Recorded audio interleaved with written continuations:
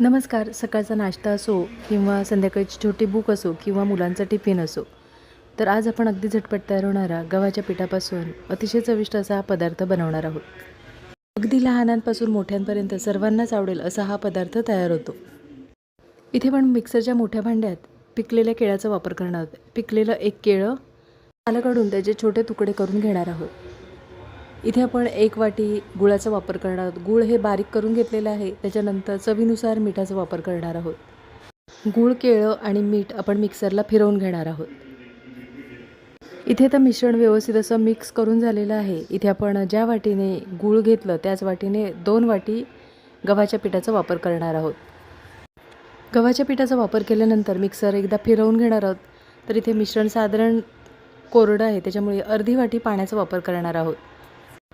इथे आपण मिश्रणामध्ये 2 वाटी गव्हाच्या पिठाचा वापर केलेला आहे, त्याच वाटीने 1 वाटी गुळाचा वापर केलेला आहे. त्याच्यानंतर 1 पिकलेलं केळं आणि चवीनुसार मिठाचा वापर केलेला आहे. तर ज्या वाटीने आपण गव्हाचं पीठ घेतलं त्याच वाटीने अर्धी वाटी पाण्याचा वापर केलेला आहे. इथे तुम्ही पाण्याऐवजी दुधाचा सुद्धा वापर करू शकता. इथे आपण आता मिक्स करून घेतलेलं मिश्रण एका बाउलमध्ये काढून घेतलेलं आहे. त्याच्यानंतर मिक्सरच्या भांड्यामध्ये आपण थोडंसं पाण्याचा वापर करून मिक्सरचं भांडं धुवून घेणार आहोत. हे मिश्रण आपण आता 1 मिनिटभर व्यवस्थित असं ढवळून घेणार आहोत. म्हणजे या पिठामध्ये जर गुठळ्या असतील तर त्या पूर्णपणे मोडल्या जातील. एकाच दिशेने अशा पद्धतीने आपण हे मिश्रण व्यवस्थित असं ढवळून घेणार आहोत. तर इथे आता 1 मिनिटभर आपण हे मिश्रण व्यवस्थित असं ढवळून झालेलं आहे. इथे पाहू शकता मिश्रणामध्ये बिलकुल गुठळ्या झालेल्या नाही आहेत. तर इथे आपलं हे मिश्रण छान तयार करून झालेलं आहे. इथे आपण आवडत असल्यास ड्रायफ्रूटचा वापर करू शकता. लहान मुलं कधी-कधी ड्रायफ्रूट म्हणजे काजू बदाम खायला मागत नाही, तर अशा पद्धतीने अगदी बारीक तुकडे करून या मिश्रणामध्ये मिक्स करून घेऊ शकता. तर इथे आपण आता काजू आणि बदामाचे तुकडे मिश्रणामध्ये मिक्स करून घेणार आहोत.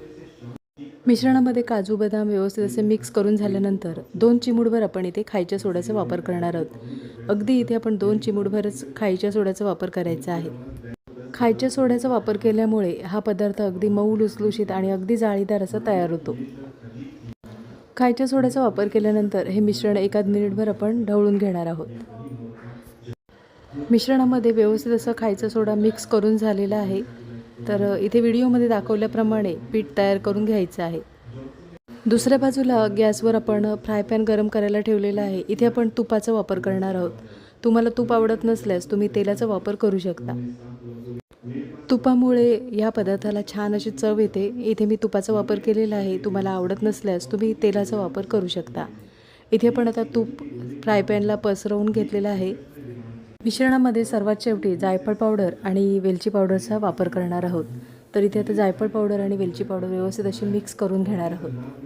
वेलची पावडर आणि जायफळ पावडर मिश्रणामध्ये व्यवस्थित असे मिक्स करून झाल्यानंतर फ्राय पॅनवर आपण छोटे मोठे असे धिरडे करून घेणार आहोत. इथे तुम्ही मोठे धिरडे आवडत असल्यास तुम्ही मोठे धिरडेसुद्धा बनवू शकता किंवा छोटे अशा पद्धतीने जर बनवले तर मुलांच्या टिफिनमध्ये देऊ शकता. तर इथे मी फ्राय पॅन मोठा असल्यामुळे मी 2 ते 3 फ्राय पॅनवर अशा पद्धतीने धिरडे बनवून घेणार आहे. गॅसची फ्लेम स्लो ठेवायची आहे आणि स्लो गॅसवर इथे आपण आता धिरडे झाकून ठेवणार आहोत. अगदी 1 मिनिटासाठी झाकून ठेवणार आहोत. 1 मिनिट झाल्यानंतर झाकण काढून इथे पाहू शकता छान अशी धिरड्यांना जाळी सुटलेली आहे. आता पलटी करून घेणार आहोत. खरपूस आणि खमंग अशी एक बाजू तळून झाल्यानंतर पलटी करून घ्यायची आहे. तर गॅसची फ्लेम बिलकुल मोठी करू नका. स्लो गॅसवरच आपल्याला ही धिरडे छान एक बाजूने तळून झाल्यानंतर पलटी करून घ्यायचे आहे. तर इथे पाहू शकता धिरड्याला छान असा रंग आलेला आहे. गव्हाच्या पिठाचे हे धिरडे अगदी लहानांपासून मोठ्यांपर्यंत सर्वच आवडीने खातील असे हे धिरडे तयार होतात. नक्की एकदा अशा पद्धतीने हे गव्हाच्या पिठाचे धिरडे बनवून बघा आणि कमेंटमध्ये मला नक्कीच सांगा. दोन्ही बाजूने हे धिरडे छान व्यवस्थित असे खरपूस खमंग असे तळून झाल्यानंतर पलटी करून घ्यायचे आहेत. तर इथे पाहू शकता दोन्ही बाजूने रंग छान आलेला आहे. एका डिशमध्ये आपण काढून घेणार आहोत. सर्व धिरडे अशाच पद्धतीने करून घेणार आहोत. नाश्त्याला किंवा मुलांच्या टिफिनमध्ये बनवायला काहीच सुचत नसेल तर एकदा अशा पद्धतीने हे धिरडे बनवून बघा आणि कमेंटमध्ये मला नक्कीच सांगा. आजची रेसिपी आवडली असेल आणि चॅनलवर नवीन असला तर चॅनलला सबस्क्राईब करा आणि व्हिडिओ आवडला असेल तर लाईक शेअर करा. पुन्हा भेटू अशाच नवीन रेसिपीमध्ये.